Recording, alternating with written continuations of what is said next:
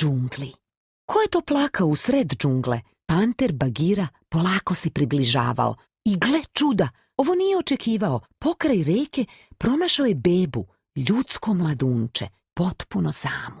Bagira svakako nije mogao da je ostavi tamo, tako bespomoćnu, pa ju je poverio porodici vukova koja je srdačno prihvatila ljudsko mladunče i odgajala ga zajedno sa svojim vučićima. Godine su prolazile i Mogli, ljudsko mladunče, postao je snažan i privržen dečak. Voleo je vukove koji su ga odgojili kao svog sina. Džungla je postala njegov dom. Bagira je bio srećan zbog njega, iako je znao da će pre ili kasnije Mogli morati da se vrati u ljudsko selo i među svoj narod. Jednog dana čuli su užasne vesti. Tigar, Šir Kan, ljudožder, stigao je u taj deo džungle. Mogli je bio u opasnosti i vukovi su odlučili da mora da ode odatle. Ali kuda bi pošao? Bagira je imao ideju. Znam selo gde će biti bezbedan, objasnio je. Da, tamo bi mogao da živi među drugim ljudima. Stoga je Bagira preuzeo brigu nad dečakom i započeo dugo putovanje kroz džunglu u potrazi za ljudskim selom. Međutim, Mogli uopšte nije bio oduševljen ovom idejom. On je želeo da živi kao što je oduvek živeo, slobodan, među svojim životinskim prijateljima. Uopšte se nije plašio Šir Kana, jer je bio hrabar, poput pravog vuka. Nakon dugog putovanja došlo je veče i Bagira je odlučio da prespavaju među visokim granama drveća, daleko od opasnosti. Taman što je sklopio oči kada se iz lišća pojavila gladna zmija Ka. Vidi, vidi, prosiktala je Ka, gamižući prema dečaku. Šta to imamo ovde? Pa to je ljudsko mladunče. Ukusno ljudsko mladunče. Zatim se zagledala u Moglija svojim velikim očima, pevajući mu uspavanku. Želela je da zaspi, kako bi mogla da ga pojede na miru. Dečak nije mogao da odoli. Zmijski pogled ga je hipnotisao i činio ga sve pospanijim. Ka je to iskoristila da se obmota oko Moglija, stiskajući sve više i više. Bagira, u pomoć! Mogli je uspeo da izusti. Srećom pa se panter probudio baš na vreme i udario Ka šapom. Zmija nije imala drugog izbora nego da pusti dečaka i odmakne se. Mogli se izvukao za dlaku, ali je sledećeg jutra odmah ponovo upao u nevolju. Bagira je i dalje spavao kada su im se približili slonovi. Pukovnik Hati, na čelu kolone, predvodio je slonove ponosno podižući surlu. Svi su pevajući marširali. Mogli se hitro spustio sa drveta kako bi ih pomnije osmotrio. U stvari, ubrzo je počeo da oponaša slonče, marširajući poput njega. Međutim, pukovnik Hati nije bio presrećan zbog ovoga. Slonovi su morali da koračaju u skladu sa njegovim komandama, a Mogli im je odvlačio pažnju. Naljutio se i već je zgrabio Moglija surlom kada je Bagira dotrčao. Mladunče čoveka je sa mnom, rekao je panter pukovniku. Vodim ga u ljudsko selo.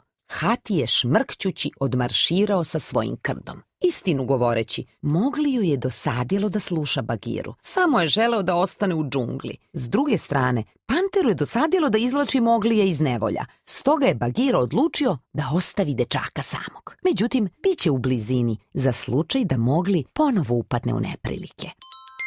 Mogli je ubrzo upoznao novog prijatelja, velikog medveda Balua. Bilo je sjajno družiti se s Baluom, jer je on baš znao da se zabavlja. Da bi bio srećan, potrebno ti je svega nekoliko mrvica, samo osnovne potrepštine. Pevao je Balu plešući. Mogliju se svidelo da leži na Baluovom ogromnom stomaku, dok je medved plutao na reci. Međutim, neko je s visine u krošnjama drveća primetio Moglija. Majmuni. Jedan od njih ispružio je šapu i pre nego što je Balu uspeo da ga zaustavi, majmun je ugrabio dečaka. Pusti me! Povikao je Mogli. Nažalost, bilo je beznadežno. Majmuni su ga odvukli u drevni hram, skriven duboko u džungli. Tu je živeo kralj Lui, vladar majmuna. Lui je zavideo ljudima jer su poznavali tajnu vatre. Znali su kako da je zapale i kako da je koriste, a da je se ne plaše. Kralj je želeo da mu Mogli pokaže kako se to radi. Zauzvrat obećao je Mogliju da može zauvek ostati u džungli. Ali ne znam kako da zapalim vatru. Mogli mu je iskreno objasnio. Pogrešan odgovor. Louis, koji je bio pomalo siledžija, opasno se naljutio. I ko je na kraju opet izbavio Moglija iz nevolje? Bagira, naravno, uz Baluovu pomoć.